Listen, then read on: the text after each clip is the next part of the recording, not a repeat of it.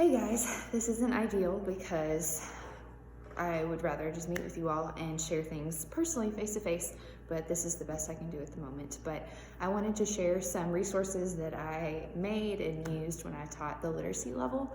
I know many of you have combined classes of literacy and low beginning students, and I really think that it's beneficial for both, and I can show why.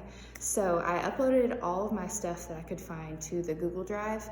It's in the lesson planning folder under literacy materials, so feel free to play around and look there. But I wanted to physically show you guys some stuff too. This first little video will be if they're kind of true beginner, true literacy. So that means maybe they don't know all their letters, maybe they don't know all their sounds just yet. So I kind of wanted to show you a little bit of what I have. So the first one is individual letter practice.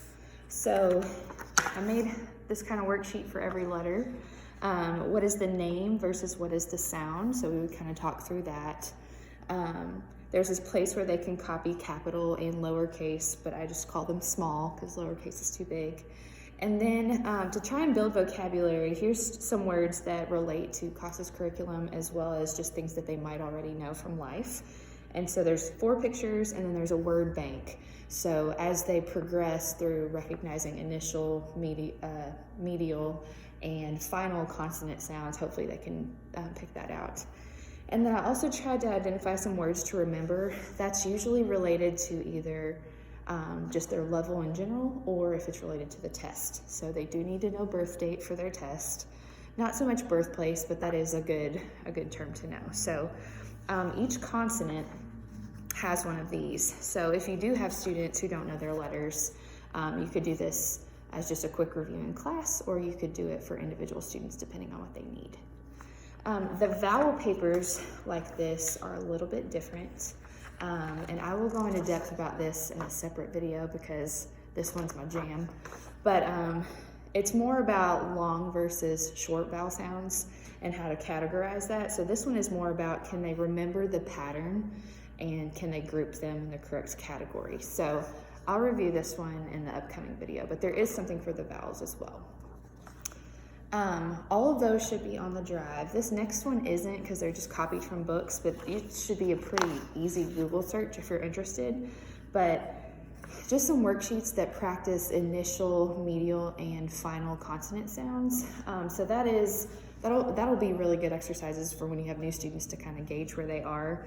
But if you can see in this one, there's a picture of a bag, and then their choices are bat, bad, and bag. So you have to help them listen for what is the correct word. So they can circle, they can also write it depending on what you want them to practice. So I would suggest checking these out.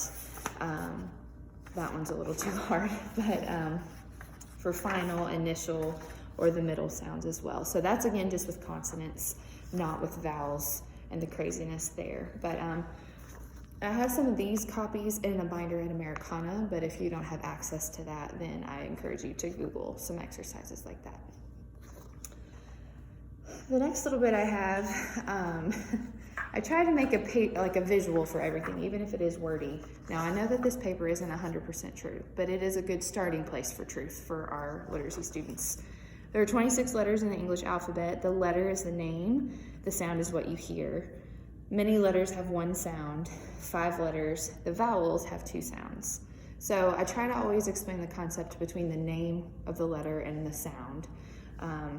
And so to do that, sometimes I use this, that the name is what we say versus the sound is what we hear.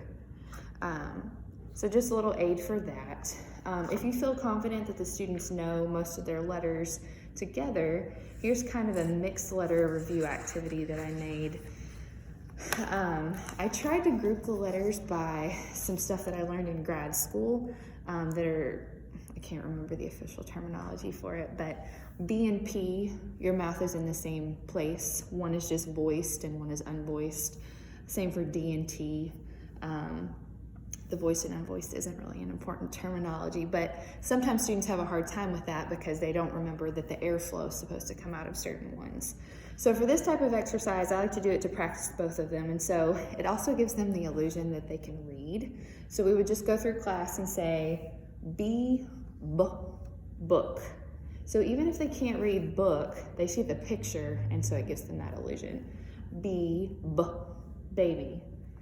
At that point, depending on the level of your class, you can give them a little time to copy the letters, and then I like to go around and individually have each student read with me, and so they would follow my finger and read along. And it's a really good confidence booster, and they're also practicing the sound and the words. You can see that it continues with the letter P, D, T. So it's super simple. You can do it in class. You can also send it home for homework. Tell them that they have to read and write for homework.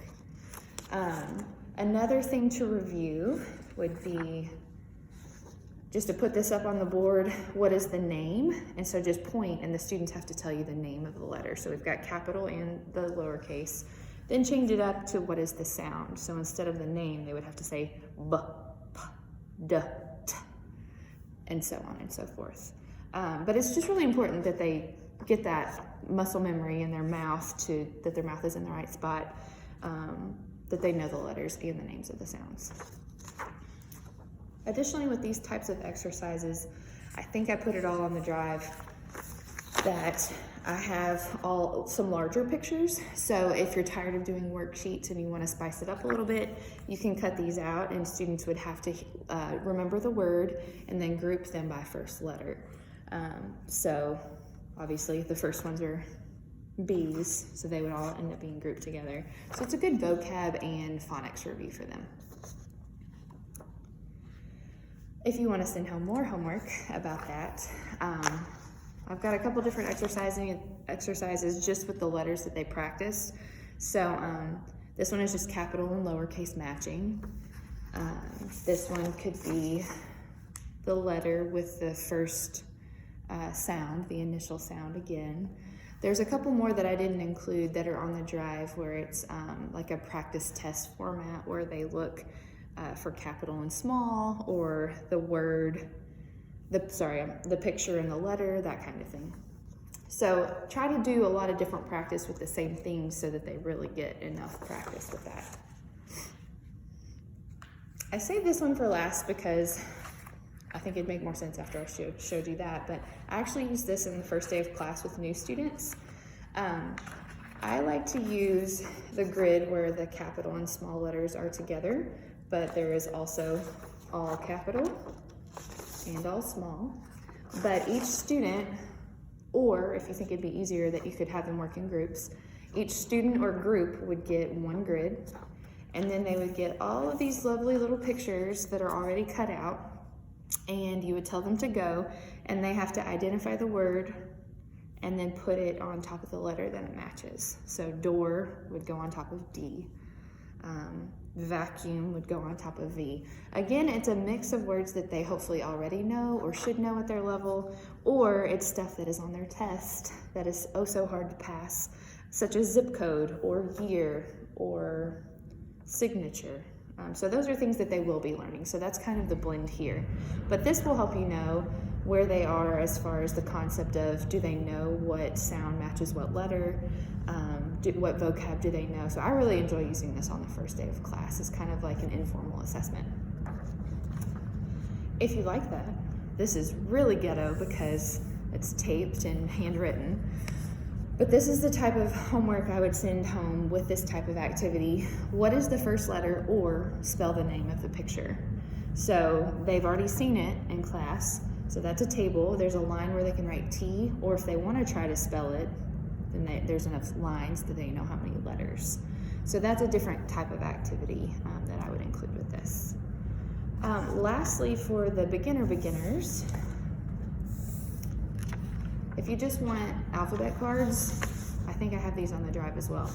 I only like the font Comic Sans for literacy because they have the regular A on there. Almost every other font has that funky A, which is still important for them to know, but you'll notice that a lot of my stuff is in that font. Those are just some ideas that I have for some of the pure beginners. Most of our students, I don't think, come in at that level. However, if you are lucky enough to have a volunteer, or if you can work in groups within the classroom, some of these might be helpful for breakout activities or just for some easy review. So I hope that helps. Feel free to let me know if you can't find anything, or if you want to bounce some ideas off of me. I miss this level a lot, and one day all this is going to be in a book to share with the world, but right now this is all I've got to offer. So I've got one more video coming to talk about higher level students who already know this kind of stuff, but that's all I got for the low level.